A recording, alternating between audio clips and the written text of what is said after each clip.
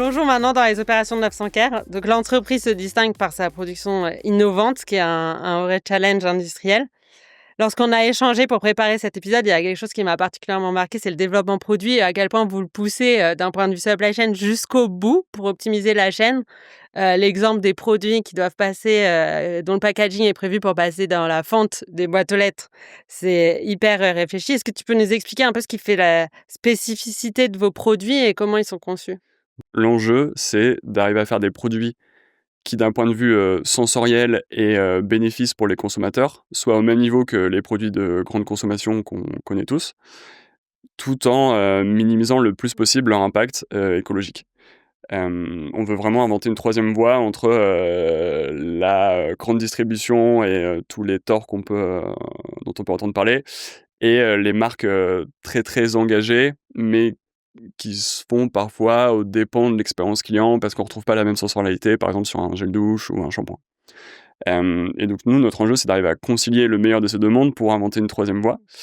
Et donc les produits, ils ont effectivement été pensés dès le début pour se présenter sous forme de poudre à diluer. Ils ont été pensés comme ça, donc la forme des bâtonnets est vite arrivée, etc. Et c'est marrant parce que au fur et à mesure de la croissance et des enjeux, on se rend compte que ça a plein d'effets positifs qu'on n'avait pas anticipés. Tu mentionnais le fait que ça passe dans la fente de la boîte aux lettres. En fait, on s'est rendu compte en commençant à négocier avec les transporteurs que c'était un super argument pour arriver à réduire nos coûts de transport. Là, dernièrement, on s'est aussi rendu compte que en fait, le fait de commencer à réfléchir sur l'internalisation de la production, le fait de monter notre propre usine, en fait, à capacité égale, notre usine de poudre serait 8 fois plus petite qu'une usine qui fabriquait des produits déjà dilués. Et c'est Parce que marrant. c'est l'eau, c'est le fait qu'il y ait beaucoup d'eau dans les produits qui Ouais, fait c'est que ça prend beaucoup de place. la gestion des fluides. On n'a aussi pas besoin de conditionner nos produits finis dans des bouteilles. Donc c'est des lignes beaucoup plus courtes. Et ouais, en fait, on a construit un produit à l'origine qui fait beaucoup de sens d'un point de vue supply sur tous les aspects qu'on peut rencontrer, quoi. Ouais, il y a du conscient, j'ai envie de dire, Ouais. et d'un peu de chance, in fine, Ouais, complètement. de ce point Il y de a, vue-là.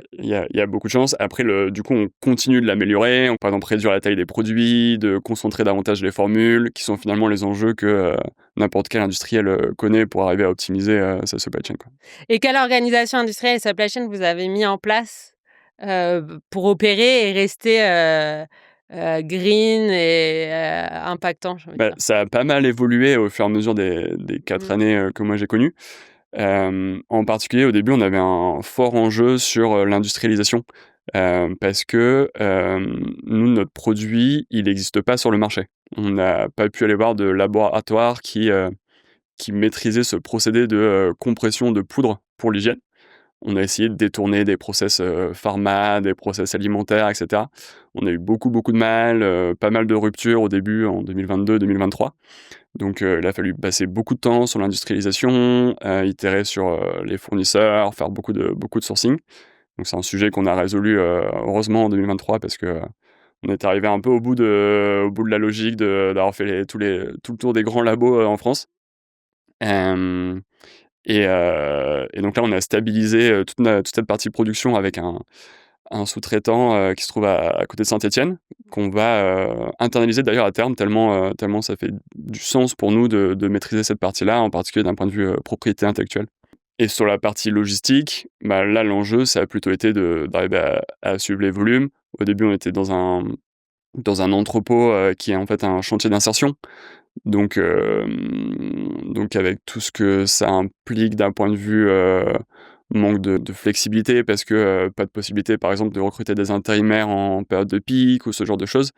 Et là, l'enjeu, ça a été de faire des gros projets tous les 2-3 ans pour changer de prestataire, pour passer à la phase d'après et arriver à scaler pour suivre le business, quoi. Ouais. Avant de revenir plus en détail justement sur la logistique du chantier d'insertion à ce qu'elle est aujourd'hui, sur la partie réseau, je trouve que si tu peux nous en dire un peu plus sur votre supply chain qui est finalement hyper locale Ouais. et je trouve assez intéressante entre l'usine, les packaging et la Je logistique. pense qu'effectivement, c'est assez unique parce que tout est made in France aujourd'hui chez 900 Care. Notre plastique, on l'achète aussi à des partenaires qui se trouvent du côté d'Oyonnax. Tous les produits font moins de 200 km entre la première fois qu'on les achète et l'entrepôt qui aujourd'hui expédie nos commandes. Tout le monde se trouve entre le Jura, Saint-Étienne, la région lyonnaise. Donc c'est effectivement hyper concentré. Enfin, je pense que c'est assez unique le peu de kilomètres que font nos produits par rapport à quand on entend parler de supply chain mondiale aujourd'hui. Ouais.